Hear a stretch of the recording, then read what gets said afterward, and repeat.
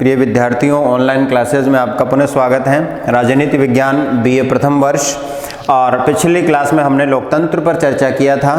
लोकतंत्र के अर्थ और उसकी परिभाषाओं को समझने का प्रयास हम कर रहे थे, जहाँ पर लोकतंत्र का जो स्वरूप हमने देखा कि ये वास्तव में निर्णय लेने की एक विधि है, निर्णय लेने की एक प्रक्रिया है। इसके साथ ही निर्णय लेने के सिद्धांतों का एक समूह है और ये आदर्शात्मक मूल्यों से संबंधित अवधारणा है। यह आदर्श पर जोर देती है, कैसा होना चाहिए। यह जो है आदर्शात्मक मूल्यों से संबंधित अवधारणा है। और जैसा कि शुरू से ही हम चर्चा कर रहे हैं कि वर्तमान में लोकतंत्र को साधारण और सतही तौर पर हम शासन की एक प्रणाली से जोड़ के देखते हैं, उसी से इसका अर्थ लेने का और समझने का प्रयास करते हैं। लेकिन राजनीति विज्ञान की एक मौलिक अवधारणा के रूप में लोकतंत्र केवल शासन की प्रणाली नहीं है, और जिसमें हमने नेहरू का भी जिक्र किया था। इनके अनुसार लोकतंत्र जीवन शैली है, एक लाइफ स्टाइल है, जीवन पद्धति है। हमारे मानव जीवन के सभी पहलुओं को, सभी पक्षों को संदर्भित करने वाला एक व्यवस्था है, एक तंत्र है। ये एक तरीके से अनेक अर्थों से मिलकर इसका अर्थ पूरा हो सकता है, क्योंकि ये एक विशद शब्दावली है, गत्यात्मक है, और इसको जो है अनेक अर्थों को एक साथ लेकर ही हम इसको समझ सकते हैं। बर्न्स महोदय के अनुसार लोकतंत्र एक ऐसा शब्द है जिसके साथ अनेकों अर्थ जुड़े हुए हैं। बर्न्स महोदय के अनुसार लोकतंत्र एक ऐसा शब्द है जिसके साथ अनेकों अर्थ जुड़े हैं और इसके साथ में कुछ भावनात्मक अर्थ भी जुड़ा है। तो लोकतंत्र के संपूर्ण स्वरूप को समझने के लिए इसके विभिन्न रूपों और विभिन्न प्रकारों पर हम चर्चा करेंगे, इसके विभिन्न अर्थों को हम समझने का प्रयास करेंगे और उन सबको सामूहिक रूप से जो है समन्वय करके इसके एक मूल अर्थ को हम समझने का प्रयास करेंगे। तो यहाँ पर सबसे पहले इसके प्रकारों की हम चर्चा करेंगे और इसमें पहला जो प्रकार है वो है राजनीतिक लोकतंत्र, जिसका सीधा अर्थ हम जो है इसकी मौलिक अवधारणा से जोड़ के मानते हैं सतही तौर पे शासन प्रणाली के रूप में। लेकिन राजनीतिक जो लोकतंत्र हैं वो अतीत में व्यक्तिवादी लोकतंत्र कहा जाता था और वर्तमान में उदारवादी लोकतंत्र कहा जाता है। अतीत में व्यक्तिवादी लोकतंत्र कहा जाता था और वर्तमान में उदारवादी लोकतंत्र कहा जाता है। चूंकि इसका आधुनिक युग में प्रारंभिक जो उद्भव है वो यूरोप में हुआ, इस पश्चिमी राष्ट्रों में हुआ, इसलिए इसे पश्चिमी लोकतंत्र भी कहते हैं। और मार्क्सवादी विचारकों के अनुसार इसे पूंजीवादी लोकतंत्र भी कहा जाता है, या मार्क्सवादी इसको पूंजीवादी लोकतंत्र कहना भी पसंद करते हैं। तो जो राजनीतिक लोकतंत्र हैं वो वास्तव में इसका जो विचार है वो दो रूपों में दिखाई देता है। राजनीतिक लोकतंत्र का जो विचार है वो दो रूपों में दिखाई देता है। एक राज्य के रूप में राजनीतिक लोकतंत्र, राज्य के रूप में राजनीतिक लोकतंत्र पहला रूप राज्य के रूप में राजनीतिक लोकतंत्र। और इस मत के मानने वाले विद्वानों के अनुसार लोकतांत्रिक राज्य या जो डेमोक्रेटिक स्टेट है उससे लिया जाता है लोकतांत्रिक राज्य। राज्य के रूप में लोकतंत्र का अर्थ है लोकतांत्रिक राज्य से लिया जाता है, लोकतांत्रिक राज्य से, डेमोक्रेटिक स्टेट से लिया जाता है।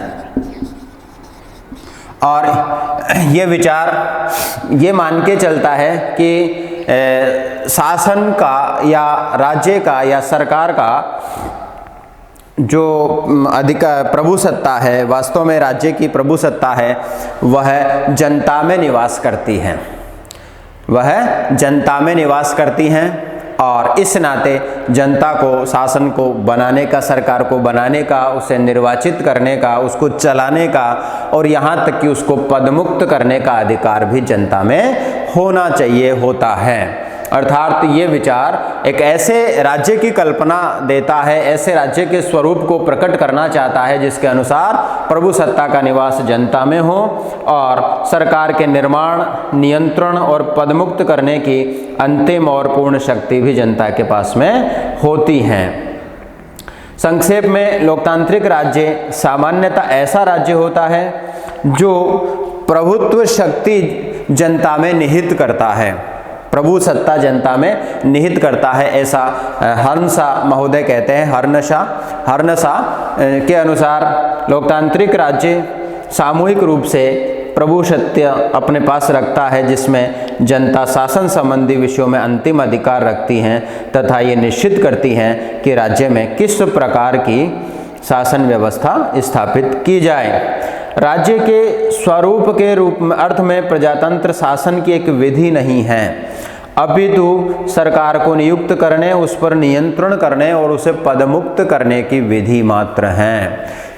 राज्य के रूप में लोकतंत्र का अर्थ ये माना जाएगा कि ये शासन प्रणाली नहीं है, शासन की विधि नहीं है, बल्कि शासन को बनाने का, शासन को अधिकार संपन्न करने का, उसका मॉडरेशन करने का और उसे जो है डिसमिसल करने का जो पावर है वो जनता अपने पास रखती है। कौन सी विधि से वह ऐसा करेगी, ऐसी प्रणाली जो है राज्य के रूप में लोकतंत्र को जो है स्पष्ट करती है। सिद्धांत रूप में जो लोकतांत्रिक राज्य की सभी राजनीतिक संस्थाएं भी अपनी रचना की दृष्टि से लोकतांत्रिक ही होनी चाहिए, किंतु व्यवहार में ये संभव है कि कुछ संस्थाएं रचना की दृष्टि से अलोकतांत्रिक हों। जैसे कि ब्रिटेन एक लोकतांत्रिक राज्य है और शासन लोकतंत्र के रूप में व्यवहारिक रूप से है, लेकिन सिद्धांत रूप में ब्रिटेन में लोकतंत्र जो है लॉर्ड सभा और राजा का पद लोकतंत्र की दृष्टि से अलोकतांत्रिक संस्थाएं हैं। ऐसा लोकतांत्रिक राज्यों में व्यवहारिक रूप से संभव है। इन अलोकतांत्रिक संस्थाओं के बावजूद भी ब्रिटेन के शासन को, राज्य को लोकतांत्रिक राज्य इसलिए माना जाता है कि इन दोनों संस्थाओं को कोई वास्तविक शक्तियां प्राप्त नहीं हैं और वे लोकतंत्र के मार्ग में बाधक नहीं हैं, अपितु लोकतंत्र की पथ प्रदर्शक बनी हुई हैं। व्यवहार में राजनीतिक शक्ति का वास्तविक स्रोत ब्रिटेन में जनता है, जो कि लोकतांत्रिक राज्य की अवधारणा के अनुरूप हैं। इस प्रकार ये राज्य के रूप में लोकतंत्र की अवधारणा, और दूसरा राजनीतिक लोकतंत्र का जो अर्थ है वो है शासन के रूप में, शासन के रूप में राजनीतिक लोकतंत्र, शासन के रूप में राजनीतिक लोकतंत्र। राज्य के रूप में जो लोकतंत्र, राजनीतिक लोकतंत्र है, उसका व्यवहारिक रूप शासन के रूप में राजनीतिक लोकतंत्र हैं। जैसा कि हर्नशा महोदय का कथन है कि ये राज्य के रूप में जो लोकतंत्र है वो शासन की विधि नहीं है, बल्कि शासन को अधिकार संपन्न बनाने की, शासन को अधिकार युक्त बना करके उसे अधिकार देने की, उसका नियंत्रण करने की और उसको पदमुक्त करने की शक्ति, पदमुक्त करने की एक विधि है। उस विधि को ये जो शासन के रूप में लोकतंत्र है वो प्रयोग में लाएगा। इस रूप में लोकतांत्रिक शासन वास्तव में लोकतांत्रिक राज्य की अवधारणा के सैद्धांतिक पक्ष का विकसित और व्यवहारिक रूप है। उल्लेखनीय है कि राजनीतिक लोकतंत्र से संबंधित जो दोनों अवधारणाएं हैं वो कानूनी प्रभुसत्ता पर राजनीतिक प्रभुसत्ता की श्रेष्ठता को स्वीकार करती है, और संक्षेप में ये दोनों मानती हैं कि राजनीतिक प्रभुसत्ता द्वारा कानूनी प्रभुसत्ता का नियंत्रण किया जाना चाहिए। तो राजनीतिक प्रभुसत्ता चुनी हुई शासन सत्ताएं हो गई और उसका नियंत्रण कानूनी प्रभुसत्ता पर होना चाहिए। इसके भी दो जो रूप हैं, राजनीतिक लोकतंत्र के एक अंग के रूप में लोकतांत्रिक शासन के भी दो स्वरूप दिखाई पड़ते हैं। यहाँ भी दो बातें सामने आती हैं, और पहला जो स्वरूप है वो प्रत्यक्ष लोकतंत्र है, या शुद्ध लोकतंत्र भी इसको कहा जाता है, क्योंकि राजनीति विज्ञान की मौलिक लोकतंत्र की अवधारणा, वास्तविक अवधारणा की जो लोकतंत्र की है उसके अनुसार ये ही लोकतंत्र की वास्तविक प्रणाली है, प्रत्यक्ष अथवा शुद्ध लोकतंत्र, और दूसरा अप्रत्यक्ष या प्रतिनिधि लोकतंत्र, अप्रत्यक्ष अथवा प्रतिनिधि लोकतंत्र।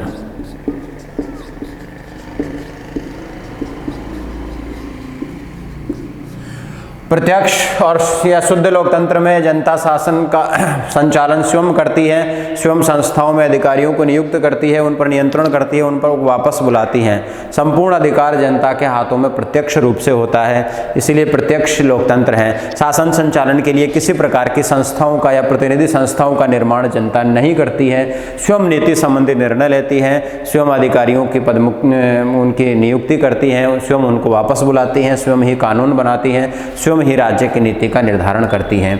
ये प्रत्यक्ष लोकतंत्र हैं। वर्तमान विश्व में केवल स्विट्जरलैंड के कुछ कैंटनों में ये शासन प्रणाली पाई जाती है, 5 कैंटनों में, और प्राचीन राजनीतिक इतिहास में देखें तो यूनान के नगर राज्यों में ऐसी परंपरा पाई जाती थी।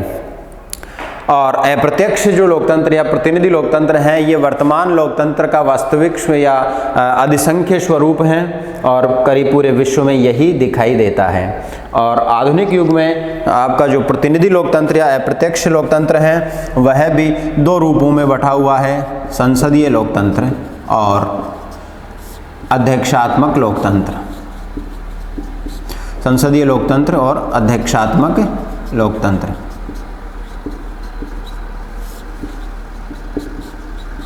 संसदीय लोकतंत्र और अध्यक्षात्मक लोकतंत्र दोनों ही लोकतंत्र के स्वरूप हैं, लेकिन सरकार के आने का तरीका दोनों में पृथक पृथक हैं और सरकार के संचालन के तरीके भी दोनों में पृथक पृथक हैं। संसदीय लोकतंत्र का जो उदाहरण है रोल मॉडल के रूप में ब्रिटेन को माना जाता है और भारत भी उसी का अनुसरण करता है, और अध्यक्षात्मक लोकतंत्र के रोल मॉडल के रूप में संयुक्त राज्य अमेरिका को माना जाता है। इस प्रकार शासन के रूप में जो लोकतंत्र हैं वो इन रूपों में बटा हुआ दिखाई देता है। जो सिद्धांत रूप में राजनीतिक लोकतंत्र जो राज्य के रूप में है उसी का व्यवहारिक रूप है। लोकतांत्रिक शासन एवं लोकतांत्रिक राज्य अर्थात संपूर्ण राजनीतिक लोकतंत्र की दोनों मिला के संपूर्ण राजनीतिक लोकतंत्र हो गया। और ये कुछ महत्वपूर्ण अवधारणाओं को, कुछ महत्वपूर्ण आधारभूत तथ्यों को स्वीकार करता है जिसके आधार पर राजनीतिक लोकतंत्र की व्याख्या संभव है। सबसे पहला जो है वो है राजनीतिक लोकतंत्र जो है संविधानवाद में विश्वास करता है। मूलभूत मान्यताएं इनको हम कह सकते हैं। राजनीतिक लोकतंत्र की मूलभूत मान्यताएं और इसमें सबसे पहली मान्यता है, सबसे महत्वपूर्ण, संविधानवाद को स्वीकार करता है। संविधानवाद की स्वीकारोक्ति, संविधानवाद की स्वीकारोक्ति। राजनीतिक लोकतंत्र संविधानवाद को स्वीकार करता है। संविधानवाद एक विस्तृत विचारधारा के रूप में हमारे सिलेबस का बिंदु है, जिसे हम अगले बिंदुओं में चर्चा करेंगे। यहाँ पर संक्षेप में बात करें कि संविधानवाद जो है सीमित शक्ति वाले शासन की कल्पना करता है।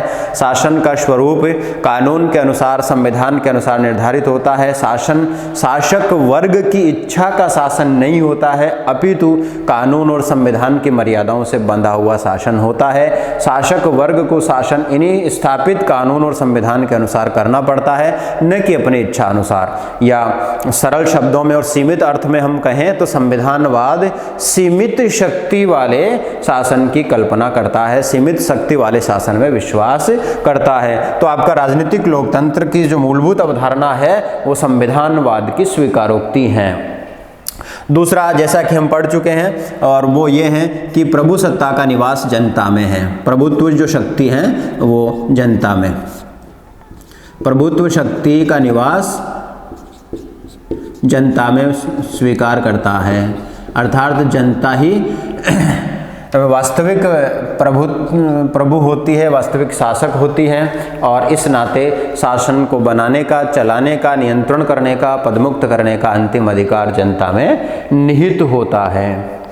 तीसरा बिंदु हम चर्चा कर ही चुके हैं कि राजनीतिक लोकतंत्र का सैद्धांतिक स्वरूप राज्य के रूप में राजनीतिक लोकतंत्र है और इसका व्यवहारिक स्वरूप शासन के रूप में राजनीतिक लोकतंत्र है। ये तीसरा बिंदु, व्यवहारिक स्वरूप और वास्तविक स्वरूप। राजनीतिक लोकतंत्र का सैद्धांतिक स्वरूप जो है वो राज्य के रूप में राजनीतिक लोकतंत्र है और इसका वास्तविक स्वरूप शासन के रूप में लोकतंत्र है।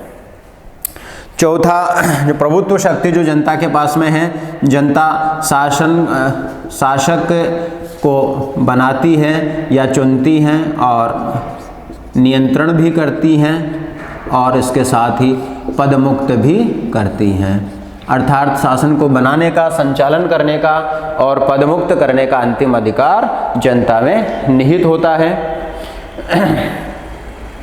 और सबसे बड़ी और सबसे महत्वपूर्ण जो अवधारणा है, मान्यता है, वो ये है कि राजनीतिक लोकतंत्र साध्य नहीं है। राजनीतिक लोकतंत्र साध्य नहीं है, अपितु यह लोकतांत्रिक साध्यों को प्राप्त करने का साधन मात्र है। यह लोकतांत्रिक साध्यों या मूल्यों को, लोकतांत्रिक साध्यों और मूल्यों को प्राप्त करने का साधन मात्र है। प्राप्त करने का साधन मात्र है राजनीतिक लोकतंत्र, स्वयं में साध्य नहीं है। ये सबसे बड़ी महत्वपूर्ण बात है, क्योंकि लोकतांत्रिक जो उदारवादी शासन व्यवस्था है उसका और अधिकारवादी शासन, सर्वाधिकारवादी शासन व्यवस्थाओं का जो मौलिक अंतर है वो साध्य और साधन की अवधारणा को लेकर के हैं। सर्वाधिकारवाद में जैसे वह शासन व्यवस्था या वह राजनीतिक विचार साध्य माना जाता है जिसको लेके उस राजनीतिक व्यवस्था और उस राज्य की स्थापना होती है, वहाँ पर व्यक्ति साधन मात्र होता है। जबकि लोकतांत्रिक व्यवस्थाओं में व्यक्ति साधन न होकर के स्वयं साध्य होता है। राज्य, राजनीतिक विचारधाराएं, राजनीतिक संस्थाएं सब के सब जो है साधन मात्र होते हैं। तो इसी रूप में जो राजनीतिक लोकतंत्र है वो स्वयं में साध्य नहीं है, अपितु लोकतांत्रिक साध्यों और लोकतांत्रिक मूल्यों को प्राप्त करने का साधन मात्र है। और जो नेक्स्ट इसकी मौलिक अवधारणा है या मान्यता है वो ये है कि राजनीतिक लोकतंत्र एक विकासशील अवधारणा है, विकासशील गतिशील अवधारणा है। विकासशील या गतिशील अवधारणा हम इसे कह सकते हैं।